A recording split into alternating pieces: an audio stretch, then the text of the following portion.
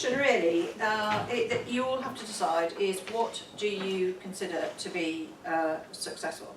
You know, what are you aiming for in terms of being successful? Because I think obviously in some ways being a professor is successful. I do think that being happy and having a good work-life balance is actually the way that I would define success, and that's something that I have always found very hard to achieve, and therefore I don't really think of myself as having a successful career. I just feel myself as if I'm in some kind of wheel or juggernaut or something, and I think that you all have to think about what kind of career that you do want, and that you can control the way that you work in universities. You can decide that you want to have a good work-life balance, or that you just become part of this huge thing which is just all about work and production and all the rest of it. But you get to choose, and you have to make those choices, really. But the only way that you can make it work for you is if you look after yourselves and you bring in your money and you write journal papers, you do the things that university wants. That's the big thing. If you do what they want, then you can pretty much sort out the kind of life you want. And it's, you're sort of talking about, we're talking about, who should we make links with? There are loads and loads of people in this university we can make links with, loads of people we can make links with in other universities. But it comes down to time, focus, just trying to make sure that you do have a life that you want, really, I think. So, I mean, there are very conventional, useful qualities in an academic, and I have them all. I am hardworking, I'm competitive, I want to be the one that is, the best and is known for this, that and the other.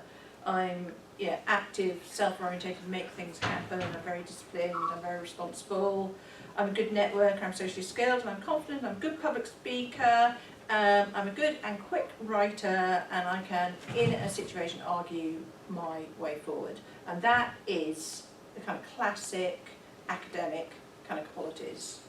But there's certain ones which just make your life a lot easier. And the first thing is obviously being able to think.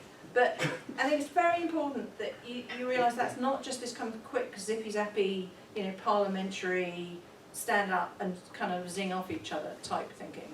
That you don't need to have that at all. It really is that you can put together arguments, and so you may not be great in a kind of, fighting for your life type situation verbally, but if you can think, you're fine.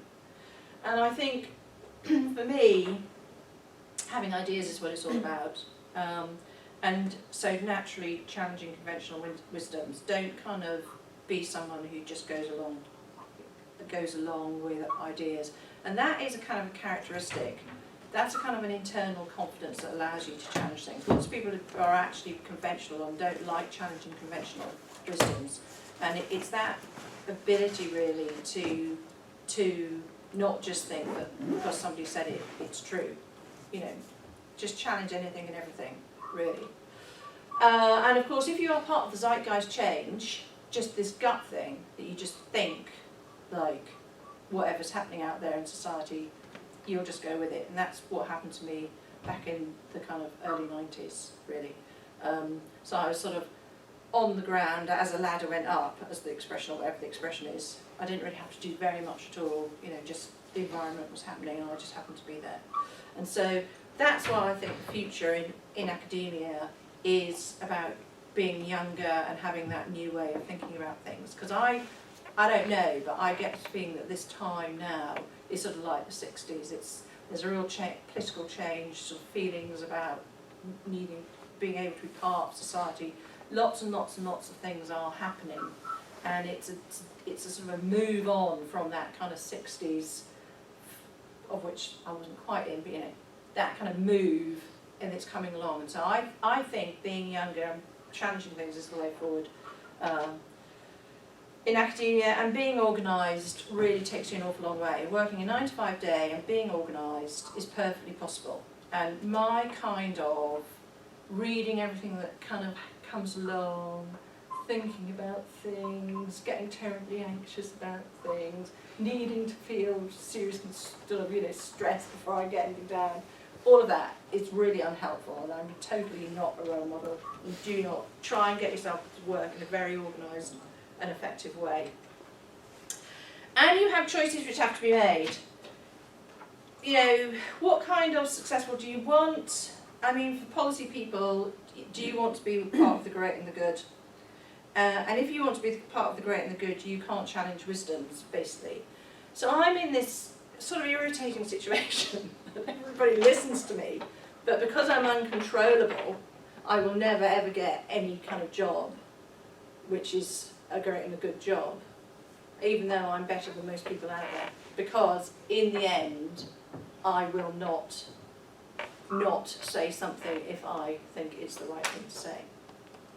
And you have to kind of choose about that. So if you fancy kind of wearing suits and pearls and ties and suits or whatever, then, start now being nice to lots of people rather than just being completely straightforward about what you think. Do you want to research or do you want to teach? Security in universities is to do with teaching, but I'm not sure you can do terribly good, applied research. Are you a solutions idea type person, or are you a critiquer?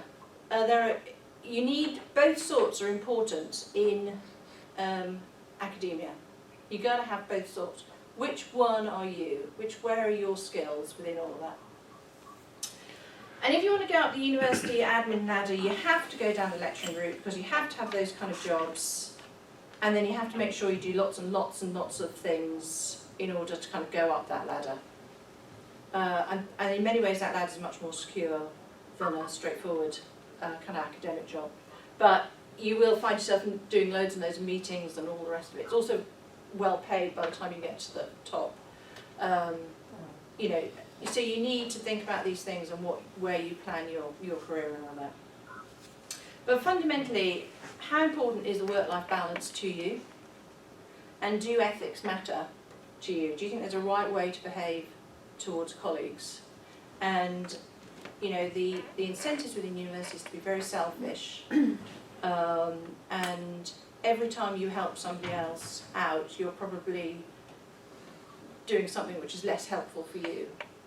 And so you have to make that choice about whether or not you're a helpful academic or whether or not you're a sort of selfish, competitive academic, really. And there are an awful lot of the latter who do well. It's not something where you're not going to do well by being like that, but you have to decide how you're going to be. And personally, I think it's very important that you are of a kind of helpful persuasion, try and act properly and all the rest of it.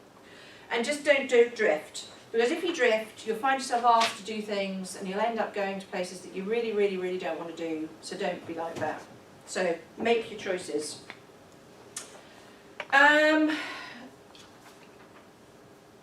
But there isn't any one size all fits, there's not one thing that's an academic. And so you've got to know what you're like as a person. You've got to know what you want, and once you know that, you can control the environment that you want to work in. The kind of conventional lecturing route is this route that gives you security, lets you be a head of department, does all that kind of stuff. But nothing in this life is free. You have to pay the price for that. So, you're going to have to teach a lot. That means you don't get to do very much research. You'll have to do some admin jobs. You have to do all sorts of things. So you really have to weigh up the security versus the inroads into research, one or the other. And just really be realistic about what the university wants from you. And if you have mega impact, for whatever reason, you do something which is just extraordinary, and then you kind of become a big name or you're known for something, then you will be able to get away with murder in the university. But on the whole, you have to give back to the university what the cost of you is. So, you have a salary, somehow the university has to get that back otherwise you're costing the university something, and they will make sure that that happens. And the thing for you is to get yourself into a position that the way that that two-way relationship works suits you. Otherwise you will find that you'll be doing something that you don't want to do because you only have a certain number of students in a class, or you don't teach enough, or whatever it might be. So you have to just realise that universities are just very straightforward organisations. If you're to go down the lecturing route, they pay you, you do something for them. And it's just absolutely basic. It's not going to be this nice place whereby you just kind of sit around having great ideas. And you need to control that relationship. Right, so you need to understand what I've said. As I said, the main thing is don't be bothersome to the university. Honestly, I think, as far as possible, just don't let the university know that you're around. Just do good work. If you are bothersome in some way, if you don't want to do something, or you want to get something out of them, or whatever, then you have to make sure that you've got power on your side. You have to bring in money, you have to write papers, and you have to have a steam.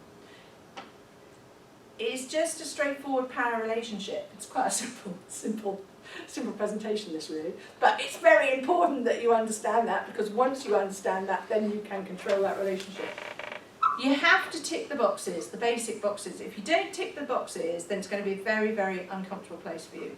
So you have to be somebody who's prepared to do the basics. If you're not prepared to do the basics, then you're not going to be happy. No one is essential in an institution, and the institution will squeeze every single last drop out of you that it possibly can. So do not just do what they ask of you. Do not just go yes, yes, yes. Do not just kind of say, oh look, they're the senior people, they want me to do this, let's just do what they want to do, and then I'll kind of get on with my life. I think that's completely the wrong way forward. But in the end, you have to bring in money, and you have to write papers, and then you'll be okay, basically. So, they're large structures. Universities are large structures. They have their own internal momentum. It's very hard to change those structures, and different universities have got different structures. And so make sure you find one that suits you, basically. Southampton gives people 5% of all the grants that they give in. So if you brought in £1 million 1 year, you would get 5% of that added to your salary of that year. Leeds is setting itself up to be a kind of nice old-fashioned university where they have support staff and you teach less and stuff like that. Different universities have got different models. Don't think that all universities are the same. Where they are in the league tables, all the rest of it, they all have very different requirements on you, and there will be a place that suits you. So find that. And the revenue cost streams in universities are very simple. They have very few ways to make money, and they have a number of costs, which is essentially you and teaching and so forth, keeping the buildings. So it's very simple. It's pretty based on universities that have been around for 200 or 300 years. It's the full-time jobs are still related to teaching, lectureships. They take some notice of research, but not as much as they should do. Maybe they will change that. And the important thing is that they still think about things in terms of individuals. It's all about the individual. So nobody thinks of something like the Energy Policy Group and all these different people in the Energy Policy Group, all of whom add bits together which makes this overall strong group. They just simply don't think like that. They just think in terms of individuals. And I think that's a real shame and a real lack. But that's where it is. So, getting money. Do not be parochial. Just try and read papers, read the FT every day, make sure you know what's going on in the world, about economics, other things. Try and keep your mind broad towards other stuff. Don't keep yourself narrow, really. And just keep track of what's going on. And I read these 3 days news cuttings every day, and I think I keep up to date pretty much with what's going on in energy around the world, and it doesn't take me very long at all in the morning. It's just doing that. But it's just you know, and after 30 years, honestly, you have kept it going. You have to start somewhere, just start, continue, whatever it is, to place yourself in the world, so that when you are able to write bids or write papers or whatever it is, you put things in context, you explain why whatever it is that you're doing is important in the big picture way, which is how you end up getting bids. So you have to put in bids, be disciplined, you have to put them in. You know, many will fail, usually the best ones, please God not iGov 2. It's tough, you just need to keep going. If you want to be independent, you have to do it. It's just the way you have to do it. You just have to do it. And when you do put in a bid, you have to make it very clear, very easy language, because the people who are reviewing it probably won't be specialists in your area, and they're not going to necessarily understand things in the same way. And so you have to make it absolutely obvious to them what the bid is about. And your first 2 sentences should sum up whatever it is that you're doing. And if you can't say what it is that you're doing in 2 sentences, you do not know what you're doing. You just have to really, really be clear about that. Are you listening to me, Richard? Yeah, we think the financial times up, so. Thank you. It's just like going back to lecturing again, isn't it? I think I've watched better than he So, in it, say what you're going to do again and again and again, and say why it's important again and again and again, and why you are the perfect person to do it again and again and again. It has to be that by the end of it, this person who's reviewing you really knows what it's about, thinks, yes, this is important, and yes, this is the right person. Because frankly, they're so boring.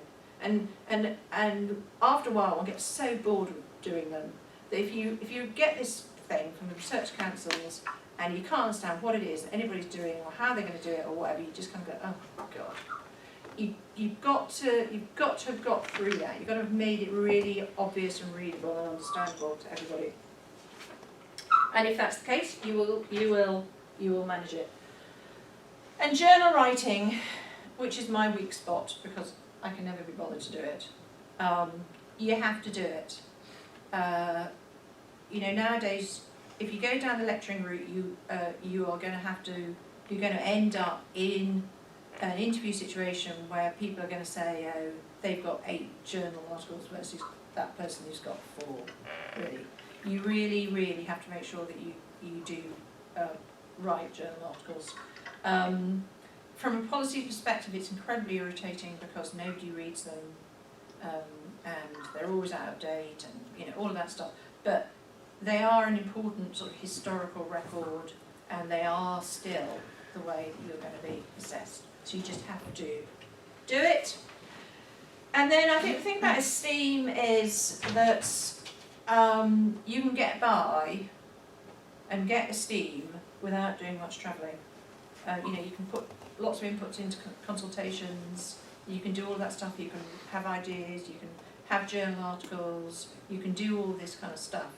But in the end, you've really got to travel to give talks and to be on committees and stuff like that. You really are going to have to be prepared to do that. So that is one issue, to do that.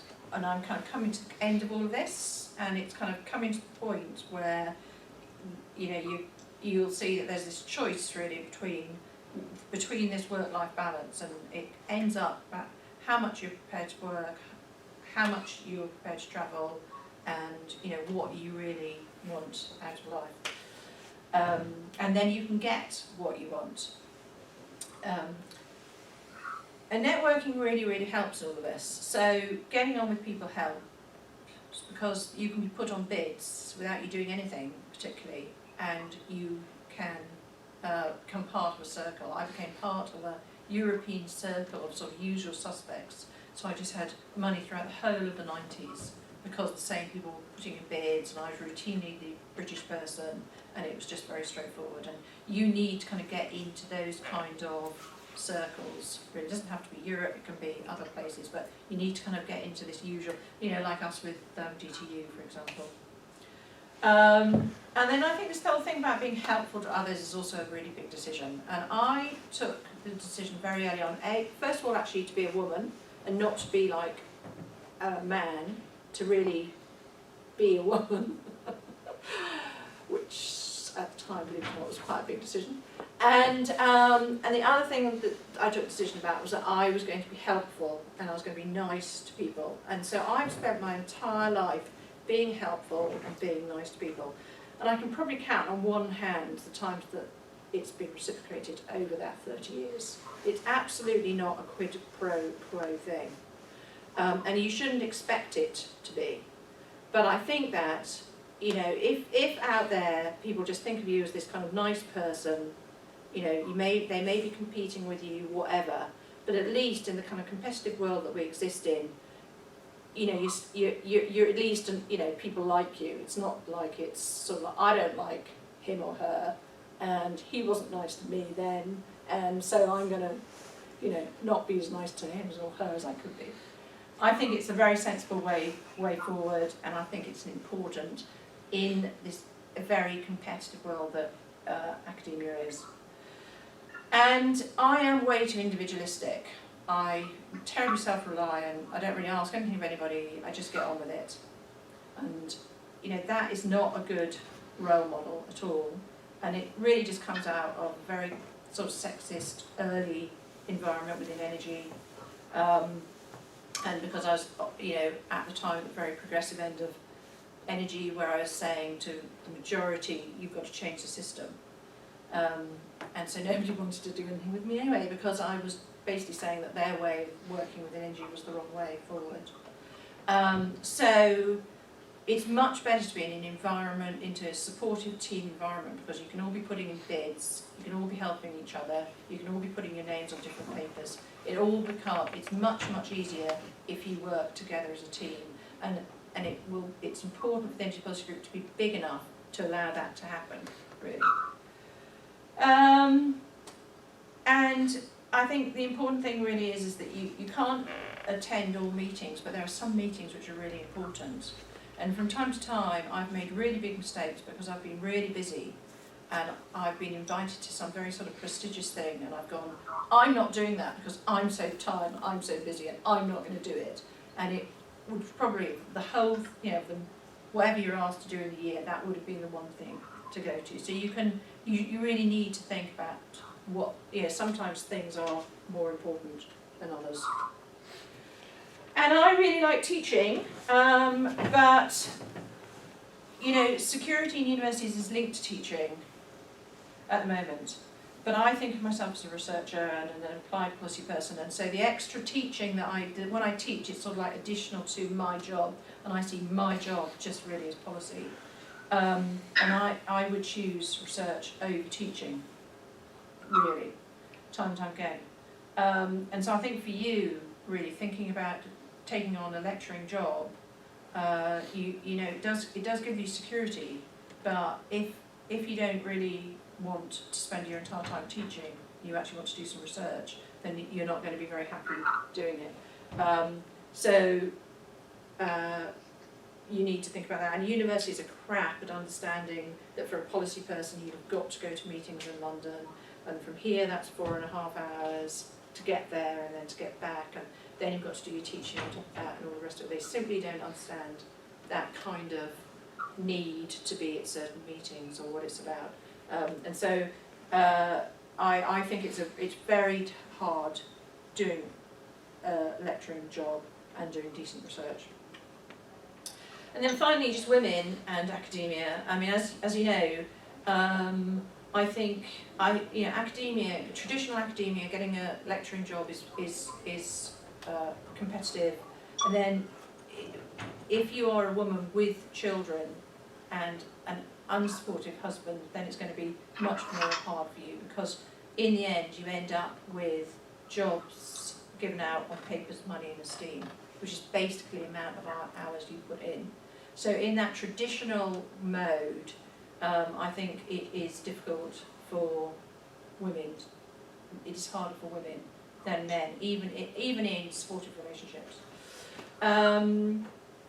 But you can control it, and that is by opting out basically. You know, making sure that you go down the research route, making sure you put in bids and get your own money, get your publications, and sort of control it. And that is part of this whole thing of work-life balance. There should be no reason why a bright woman does less well than a bright man, but women will find that a lot easier in a supportive group. But overall, you have to make this choice between work-life balance. So the traditional academic job is competitive, and you're being judged on people, essentially about how hard people work. And you have to bring in money, and you have to bring in papers, and you have to have esteem. And that gives you security, that eventually makes you well paid, you know, all the rest of it, lots of it is enjoyable. But you absolutely don't have to do that. You really don't. You can control it, you can have a good work-life balance. But in order for that to happen, you have to be in control of your life. And that means you do have to bring in your own money, and you do have to write the papers and so forth. So you can't get away from that within academia, you know, the writing papers and journal articles. But you do not have to be part of the whole competitive system all the time. So you can do it to fit your life. So if you have young kids, you can make sure you're bringing in money, writing your papers, working the number of hours that you want to, and then you can come back in later once they've kind of left home. But you do need to be in control of it, and you need to realise if you go down the conventional route, and you will end up having to work hard, you know, the whole way through.